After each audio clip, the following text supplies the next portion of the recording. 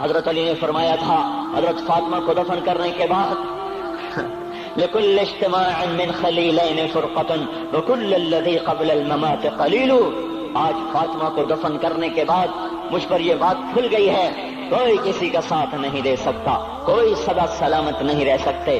ایسی حسین جوڑی بھی آج بکھر گئی، ایسا حسین جوڑا کوئی دنیا میں کہاں سے لائے گا، ایسا جمال کوئی کہاں سے لائے گا، ایسی جوڑی کوئی کہاں سے لائے گا۔ علی و فاطمہ کی جوڑی کوئی دکھائے تو صحیح، کوئی نبیوں کے بعد کوئی ایسی جوڑی بنی ہو، لیکن آج یہ جوڑی ٹوٹ گئی۔ 24 سال کی عمر میں فاطمہ جدائی دے گئی، 24 برس کی عمر میں جدائی دے کے جا رہی۔ ہاں لیکن بھائی ان کا تو مرنا بھی زندگی تھا۔ پانی کے لیے اپنی خادمہ سے فرمایا میرے غسل کا پانی رکھو، خادمہ نے پانی رکھا، خود غسل فرمایا، پھر اس کے بعد چارپائی کو درمیان میں رکھوایا اور کپڑے پہنے اور فرمایا، علی اس وقت کہیں باہر نکلے تھے، فرمایا اب میں مر رہی ہوں، میرا غسل ہو چکا ہے، مجھے دوبارہ غسل نہ دینا، یہی میرا غسل ہے اور علی کو بتا دینا، اور وہ گئی۔ ہاں آپ نے کہا تھا حضرت فاطمہ سے میں جا رہا ہوں، وہ رونے لگی، پھر آپ نے پھر کان میں کہا نہیں نہیں تو غم نہ کر، سب سے پہلے تو ہی مجھ سے آ کے ملے گی۔ پھر وہ ہنسنے لگی، حضرت عائشہ رضی اللہ عنہا دیکھ رہی تھی، پہلے روئی پھر ہنسی، تو کہا یہ کیا بات ہوئی؟ کہا مجھے میرے باپ نے کہا میں جا رہا ہوں تو مجھے رونا آیا، تو پھر انہوں نے فرمایا تو غم نہ کر، سب سے پہلے تو ہی مجھ سے آ کے ملے گی۔ تو پھر میں خوش ہو گئی۔ باپ کے جانے کے صرف 6 مہینے کے بعد ابا سے ملاقات ہو گئی۔ تو حضرت علی فرما رہے ہیں آج دیکھو دیکھو ان افتقادی فاطمہ بعد احمد دلیل علی اللہ یدوم خلیل۔ آؤ آؤ دیکھو دیکھو، میں نے انہی ہاتھوں سے محمد مصطفیٰ کو قبر میں اتارا تھا، آج انہی ہاتھوں سے میں نے فاطمہ کو اتار دیا۔ آج مجھ سے کہ دنیا کا دھوکہ کھل گیا ہے، مجھے پتہ چل گیا ہے کہ یہاں کوئی دوستی سلامت نہیں رہ سکتی، کوئی گھر آباد نہیں رہ سکتا۔ کل بیت وإن طالت سلامتها یوم ستدرکها النکباء والحباب۔ او میرے بھائیو، کوئی گھر کتنا آباد رہے، سلامت رہے، ایک دن آتا ہے کہ مکڑی کے جالوں کے سوا وہاں کچھ نہیں ہوتا، ہواؤں کی سنسناہٹ کے سوا وہاں کچھ نہیں ہوتا۔ اللہ کا واسطہ دیتا ہوں فیصل آباد سے دھوکہ نہ کھاؤ، اس کے بازاروں سے دھوکہ نہ کھاؤ، ہوش میں آؤ، ہم غلط جا رہے ہیں۔ اور میرے بھائیو، اگر مر کے اللہ کے پاس جانا ہے تو اس زندگی سے واپس آؤ، واپس آؤ، میں اللہ کا اس کے رسول کا واسطہ دیتا ہوں۔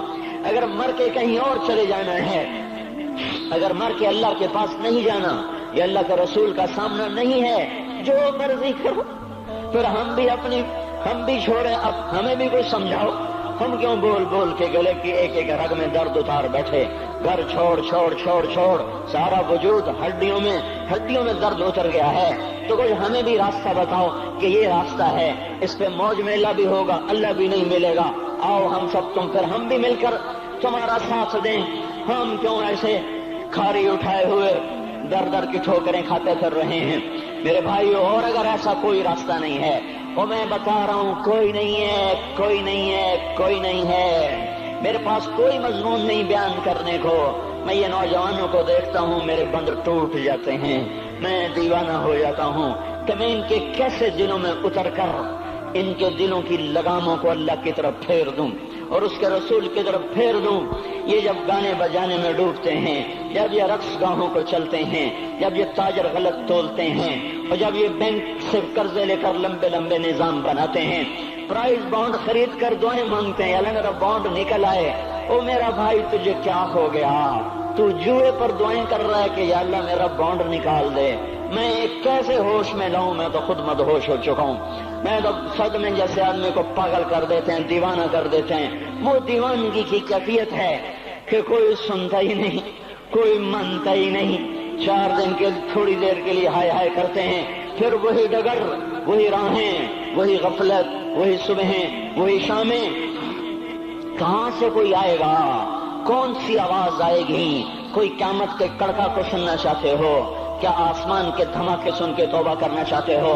क्या आसमान की बिजलियों को कौंधता देखकर फिर तौबा करोगे, या जमीन के कलेजे को फटता देखकर फिर तौबा करोगे, या समंदर की बिफरी मौजों को चढ़ता देखकर फिर तौबा करोगे, या हवाओं के झक्कड़ बगोलों को देखकर फिर तौबा करोगे?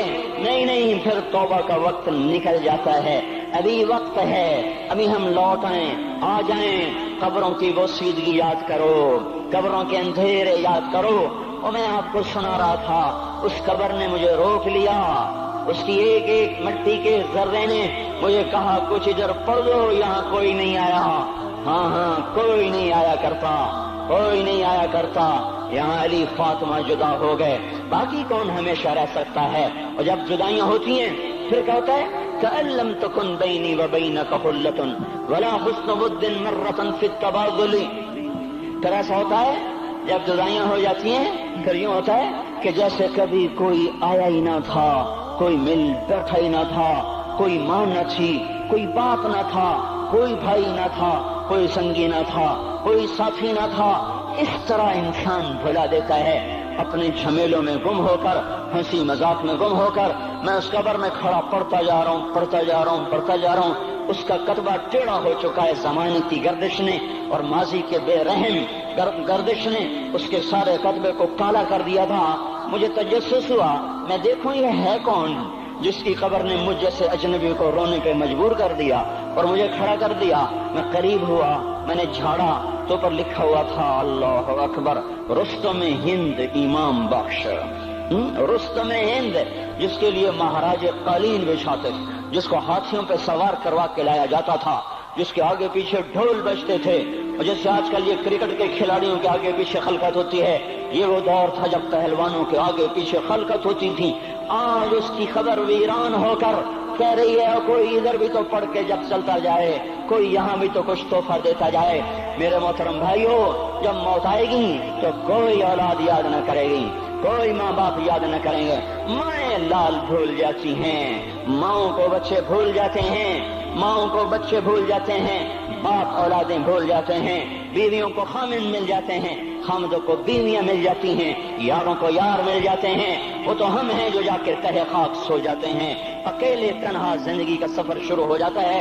अली बिन अबी तालिब जैसा शाह सवार, अल्लाह ताला का मुकर्रम महबूब इंसान, जिसको अल्लाह के नबी ने कहा, अली तुझे बशारत हो, जन्नत में तेरा घर मेरे घर के सामने होगा।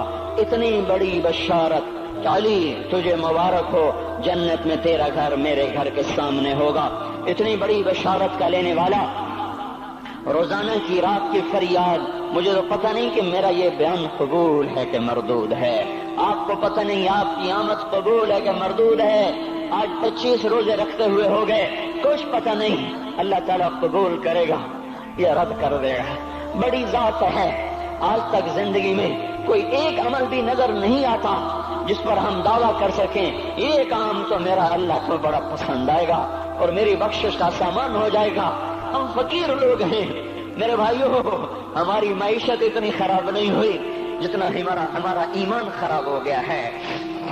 हमारा फकीर, उसका चूल्हा ठंडा हुआ है, हमें उसका दर्द है, लेकिन उसके चूल्हे ठंडे होने का इतना दर्द नहीं है जितना उसके ईमान की अंगीठियां सर्द हो चुकी हैं, जितना ये दर्द है, क्योंकि ये फकर मालदारों को भी हासिल है। ये फकर पूरी दुनिया पे छा चुका। मालदार भी फकीर हैं, दुकानदार भी फकीर हैं, ताजर जमींदार भी फकीर हैं। आज जो जितना बड़ा दुनियादार है वो ईमान का उतना बड़ा फकीर हो चुका है, वो भकारी हो चुका है। कुछ नहीं हमारे पास, कोई दावा नहीं जिंदगी भर के किसी एक अमल पर। जिनको जिनको जिनको जिनको जन्नत के परवाने मिल गए, अली का घर मेरे घर के सामने, फातिमा मेरी बेटी जन्नत की औरतों की सरदार, हसन हुसैन जवानों के सरदार, जिनको जन्नत के परवाने मिले। हजरत अली रात को उठ के रो रहे हैं, आहिन आह मिन किल्लत ज़ात व बुअद सफर व वहशत तरीक। ए मेरे मौला मुझे माफ करना, मेरे पास अमल कोई नहीं है। ए मौला मुझे माफ कर दे, मेरा अमल थोड़ा है। और मैंने अभी क्या कहा है, मैंने अभी क्या बताया आपको कि अली का घर नबी के घर के सामने है, तो कुछ तो सोचो। कभी थोड़े अमल वाला भी दो जहान के सरदार के घर के सामने घर बना सकता है? کبھی تھوڑے عمل والا اتنے مرتبے پہ جا سکتا ہے؟ وہ کیا کہہ رہے ہیں؟ یا اللہ میرا عمل تھوڑا ہے تو میرے پاس کیا ہے جس کا میں دعویٰ کروں؟ یا اللہ میرا عمل تھوڑا ہے، یا اللہ مجھے تنہا جانا ہے، یا اللہ راستہ بڑا خطرناک ہے، یا اللہ عمل کا توشہ تھوڑا ہے، اے میرے مولا مجھے معاف کر دے، مجھے معاف کر دے۔ یہ وہ ہیں جو معاف ہو چکے ہیں، جن کی بخشش ہو چکی ہے، اور مجھے تو پتہ نہیں ہے کس حال میں جانا ہوگا۔